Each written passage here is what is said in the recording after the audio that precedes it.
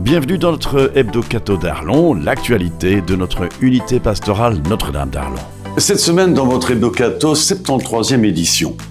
Un temps fort d'adoration et de réflexion avec le groupe JCL, une rencontre très marquante entre les catéchumènes du Sud-Luxembourg et notre nouvel évêque, Monseigneur Fabien Lejeune, un coup de cœur lecture pour bien commencer l'année avec humour et profondeur, et de nombreux rendez-vous à noter dans l'agenda des prochaines semaines.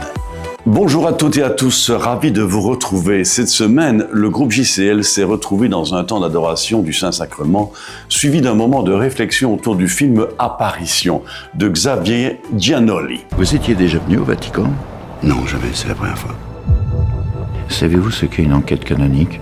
C'est une commission d'enquête que les autorités religieuses décident de rassembler pour enquêter sur un événement particulier, comme par exemple une apparition. Qu'est-ce que ça veut dire, une apparition ? Une apparition de la Vierge Marie. Disons que l'Église préférera toujours passer à côté d'un véritable phénomène plutôt que de valider une imposture. Toujours. La jeune voyante s'appelle Anna. Depuis ses visions, elle est très protégée. Ce thriller théologique porté par l'acteur Vincent Lindon nous plonge dans une enquête menée par le Vatican autour d'une jeune fille affirmant voir la Vierge Marie, foi, doute, discernement, mysticisme. Le film a ouvert la porte à de beaux échanges très riches où chacun a pu exprimer ses questions et ses convictions.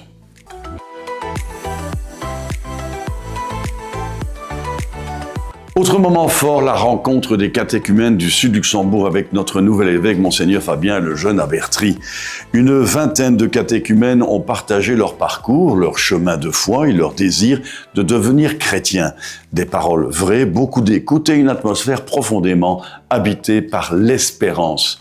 Monseigneur Lejeune a lui-même livré un témoignage très personnel, rappelant qu'il avait été catéchumène à l'âge de 18 ans. Dans son homélie, il a rappelé aux catéchumènes qu'ils étaient une bonne nouvelle pour l'Église et pour le monde, des disciples appelés à se laisser transformer par l'amour de Dieu et naturellement à devenir missionnaires. Je vous propose d'écouter ce bref extrait de son homélie où il encourage chaque personne déjà baptisée à se laisser rejoindre par le Christ et à témoigner qu'il est vivant et qu'il nous appelle tous à rayonner.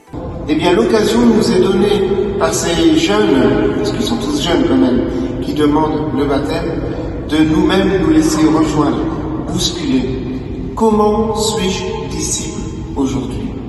Comment est-ce que j'éclaire le monde dans lequel je vis ? Ne nous laissons pas endormir. Le Christ est vivant. Le Christ nous appelle à rayonner. C'est notre mission, sans nous mettre la pression, simplement en le laissant habiter en nous. Si vraiment nous le laissons agir, notre vie, nos paroles, notre visage même rayonnera du Christ. L'intégralité de cette homélie est disponible sur le site internet de l'unité pastorale. L'adresse apparaît en bas de cet écran. Pendant ce temps, les accompagnateurs ainsi que les parents, parrains et marraines vivaient aussi des temps d'échange. La matinée s'est conclue par une belle liturgie de la parole, puis un verre de l'amitié avec une ambiance fraternelle et joyeuse. Prochaine étape, dans 15 jours environ à Namur, avec les catéchumènes du nord du diocèse.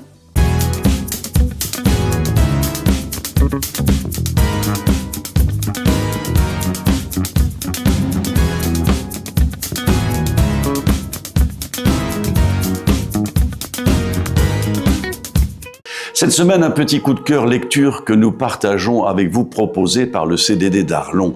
Le livre s'intitule « La sagesse des nonnes ». Et la question de départ est aussi simple que surprenante. Et si ce que vous traversez aujourd'hui, des femmes l'avaient déjà vécu bien avant nous ? Dans cet ouvrage original et très accessible, les auteurs nous emmènent à la rencontre de nonnes du XVIe et du XVIIe siècle. Des femmes souvent méconnues, mais d'une incroyable liberté intérieure qui ont affronté des défis très concrets. L'angoisse, le doute, les conflits, les choix de vie, la solitude et même la pression sociale.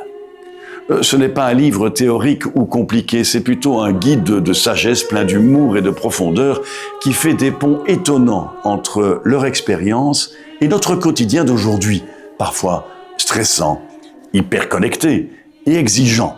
La sagesse d'Enon, c'est donc un livre à la fois érudit et très humain qui rend hommage à ces femmes d'exception tout en nous aidant, nous aussi, à vivre un peu plus de paix, de liberté et de sagesse. Ce livre est disponible au CDD d'Arlon, c'est une belle idée de lecture pour commencer l'année autrement ou pour l'offrir.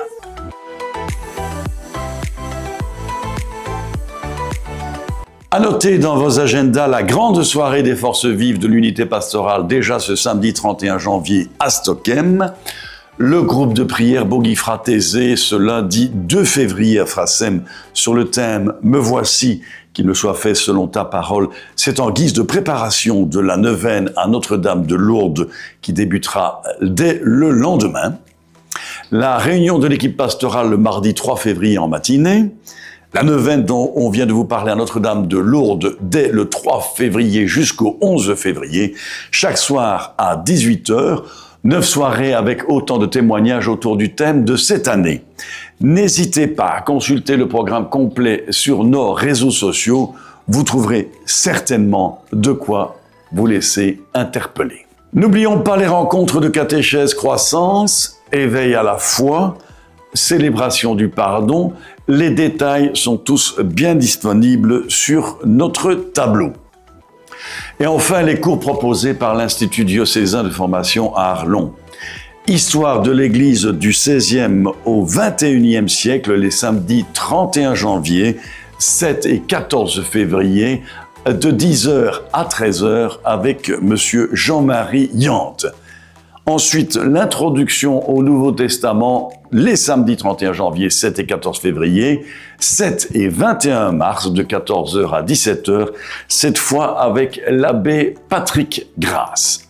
Vivre en relation et affectivité les samedis 7 et 21 mars, de 10h à 13h, avec l'abbé Jean-Marie Bacadi. Les cours seront donnés à la salle paroissiale Saint-Martin, rue Jean Coche. Les renseignements et les inscriptions se font directement sur le site idfnamur.be. idfnamur.be.